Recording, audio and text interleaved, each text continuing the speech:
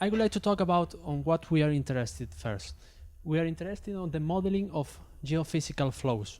For example, wave propagation at ocean, tsunami propagation, the impact that this wave may produce on coast, sediment transport problem, so these type of things. So at the beginning we are interested on find approximate system of Navier-Stokes equation for what we call coastal type computations. But we will keep always on mind that we are interested on high performance computing, so the system should be simpler than Navier-Stokes equation. For example, a good candidate could be the shallow water equation, the nonlinear shallow water equation. But we know that water is a dispersive medium, which means that waves will travel with different velocity depending on the frequency or some characteristic properties. So we will ask to this model, to this system, to be accurate for some items. For example, since we are interested on propagation, so the system should have a dispersive relation close, at least close to what we have from the Stokes linear theory, so ARI theory. So we know that the celerity, it depends essentially on the square root of GA multiplied by some function that depends on the frequency. So this property is concerning to the propagation of wave, but then we have the continental shelf, so that means that the wave goes to the slope, and there is this physical phenomena which is the shoaling. The shoaling is the compression of waves, and again from the Stokes linear theory we have a reference. In this case it's an OD that tells you how the amplitude increases when wave reach the coast. So again, the system should be accurate for this dispersion relation. Then up to this point, when you have the shoaling, the energy is always conserved. But then you have this, again, this phenomena which is the breaking of the wave.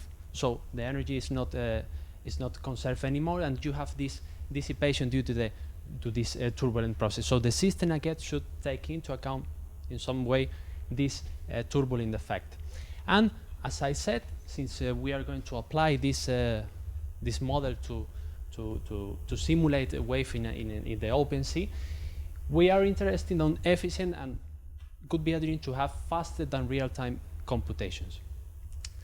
Now in the team of my group in Malaga, in the University of Malaga, we have a shallow water code which now is running on the Tsunami Early Warning Center of Italy in the Mediterranean Sea, and also in the USA Tsunami Warning Center for the Pacific coast. But it's a shallow water code. So what happened with this shallow water equation? The point is that shallow water equation maybe is not enough, it's not accurate enough if you are worried, for example, on the arrival time of the wave. Here we have the numerical solution on the shallow water, and in red we have ALAF data from ALAF. So here we have a easy experiment that consists on the propagation of a wave, then we have the shoaling, the breaking, so all the tips that we asked before. And the point is that, as I said, the arrival time of the wave is not accurate, the arriving time is not accurate. Maybe if you're interested in compute inundation maps, shallow water, it's enough, but thinking on a tsunami early warning center, maybe shallow, and of course shallow water equation is not enough sometimes.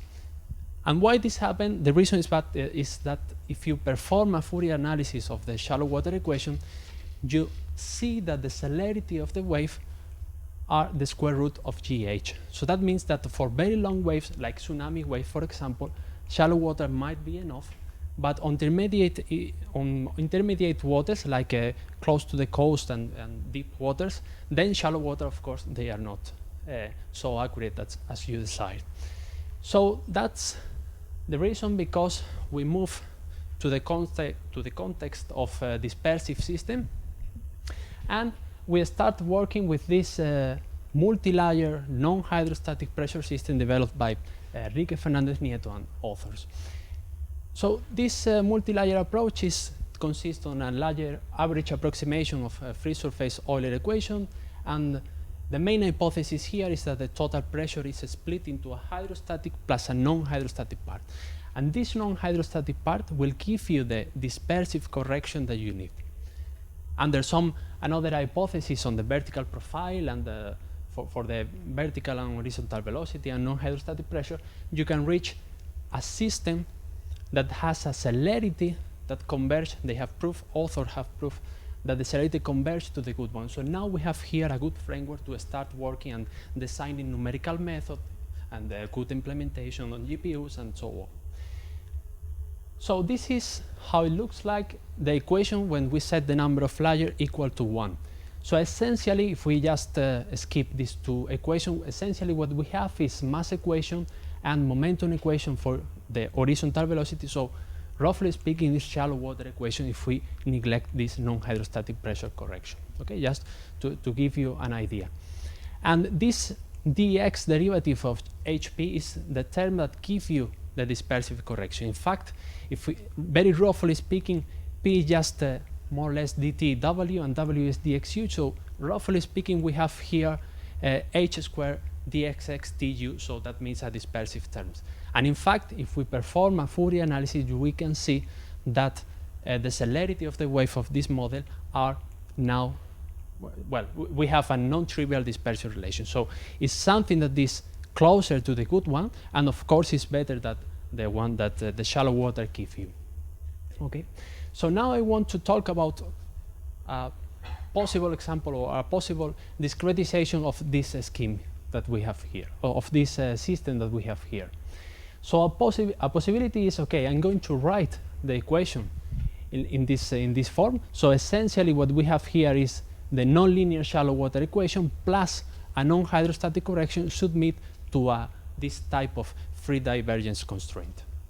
The point is that a usual scheme that you could propose is, okay, I'm going to propose a projection correction scheme based on a two-step method. In the first step, I will solve the shallow water equation, and there you can use your favorite finite volume solver or discontinuous Galerkin or whatever numerical scheme that you prefer. In this case, we're using a finite volume based on a HLL path conservative method. And once you have finished this first step, you have, let's say, the numerical solution of the underlying hydrostatic part, so the shallow water equation. But then, in a second step, you take into account the dispersive correction. And this is the point in where the scheme loses the efficiency that we have it with the shallow water equation, because here we have an elliptic operator. So that means that when we discretize this operator by using finite element or finite difference or whatever you prefer, if you discretize that, you need to do it in an implicit way, because if not, you will have an unconditional, unstable scheme. So that's why you have to do in an implicit way. But the problem is that if you do that on an implicit way, then you have to solve a very big linear system, and this is the point in where we lose all the efficiency, because it's a very big linear system to be solved, and we want to do that in a faster than real time.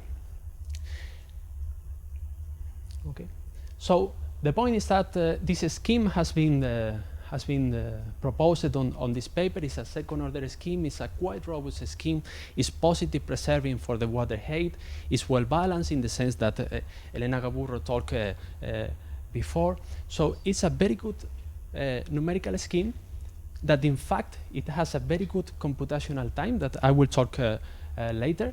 But if we are interested in to go to high order method, because this is a second order method, then of course we could do that. We could use a high order scheme for the finite volume part, third order, maybe central Wino, or whatever you prefer.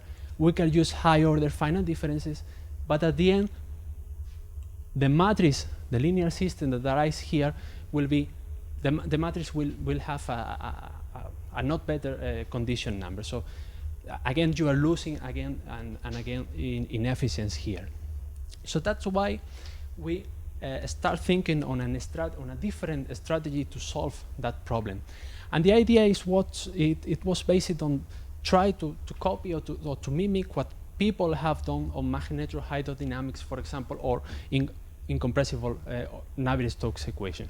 So the idea is, okay, I have to impose the incompressibility condition, which is the difficult part here, or the point that is more time consuming. So instead of solving that, I'm going to relax this equation by introducing a new extra conservation law And the idea is, okay, maybe I'm not solving the same problem, but similar to the artificial compressibility method of Navier-Stokes of Chorin, the local error that we introduce cannot accumulate and will escape and will leave the domain.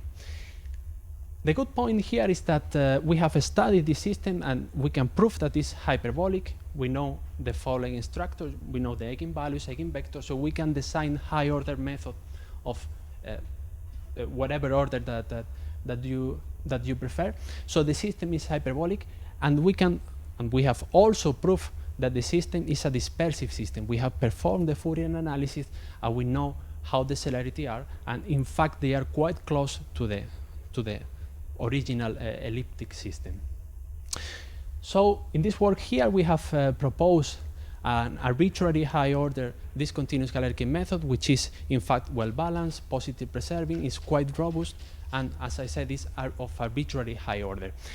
It's based on a discontinuous Galerkin scheme, which use the Eider approach. So it's a quite similar scheme that Elena has talked before. So it's based on a predictor corrector step, and then we have the limiter for the oscillation of waves, and in order also to preserve the positivity of the water and so on. So this is the strategy, and I will talk later about the computational time because it's a good feature that this scheme has. Okay. So regarding this previous slide that I have shown before, this was the result with the shallow water equation, and now this is the result with the non-hydrostatic correction. This is the result for when we solve the elliptic problem, but with the hyperbolic problem at quite similar, because in fact both systems has the solution quite close. Okay, behind here I'm skipping a part which is related with the breaking of the wave, but I don't have time to talk about this, but I would say that we need to introduce some new extra diffusive terms that are treated in a very good and in a smart way in order to implement that in an efficient way. But just to say that braking mechanism is quite important here, and a lot of work has been done behind. So this is another test just to show that things works well also when we have two space dimension domains. So here we have a numerical test that has been performed in two space domains. So we have a solitary wave that inundate a small city. So again, this was a test that was carried out in a lab with this small scale model of this USA city. And we have measured at some points in between the buildings the flow, essentially the velocity, and we can compare again with lab data as before. So there also in this PhD thesis there is this part of application and to validate and so on. The good point here is that, okay, we have an excellent agreement with lab data, but for us the good part is that if we measure the computational time, the price that you have to pay in order to have this dispersion correction is just something is quite cheap, because it's just between 2 and 3 times slower than a hydrostatic and fast code. So for us, this was one of the best contributions that we have done on this field, because before to have a dispersive code, it cost you between 20 and 30 times a shallow water code. The good thing is that this computational time is for the hybrid finite volume finite difference second order method, but it's also for the arbitrary high order method based on the discontinuous Galerkin scheme using this hyperbolic approach. So the good thing is that we can maintain a very good computational ratio even for arbitrary high order, or the 8th and 9th have been tested.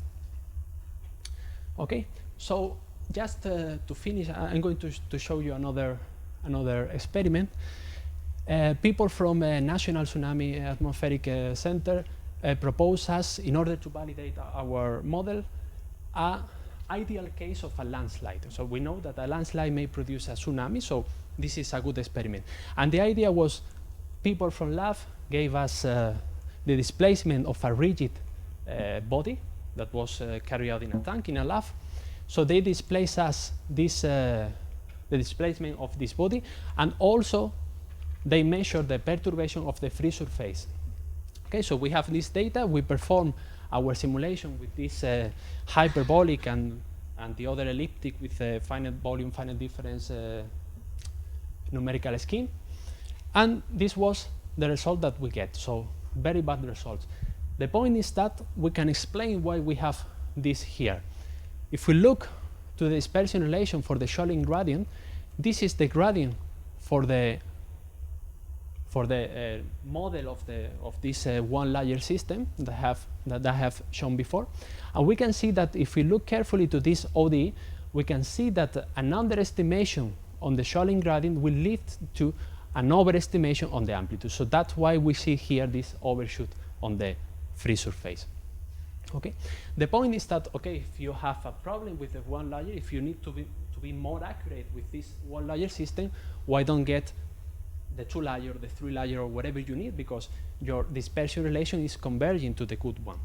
Okay, we can do that. In fact, we have implemented the multi-layer system for arbitrary number of layers on GPU architectures. And the point is that when we set the number of layers equal to 1, we have the computational ratio that I have talked before. The computational ratio for 2 layers is quite good, but as you increase the number of layers, the computational times grows too much. So it's something that we cannot afford. And that was the point in where arise another idea in order to propose a new system which is between these 2 and 3 layers. I'm going to talk very roughly speaking about the idea. And so the idea was, okay, this is the configuration for the 2-layer system. So authors, Fernández Nieto and authors, propose this configuration for the vertical profile of the non-hydrostatic pressure. So it's a P1 continuous at this virtual interface. And our idea was, okay, we are going to introduce a new degree of freedom leading a discontinuity at this virtual interface. The point is that if we propose a simple linear relation between pressure at the interface and pressure at bottom, then we have now 3 new degrees of freedom. They are constant numbers, and we can play with this new degree of freedom in order to minimize the error that we have on the dispersion relation. So the idea is, okay, if I want to represent waves that have a wave number between 0 and s, so I just have to choose the parameters that will minimize this error, this integral error.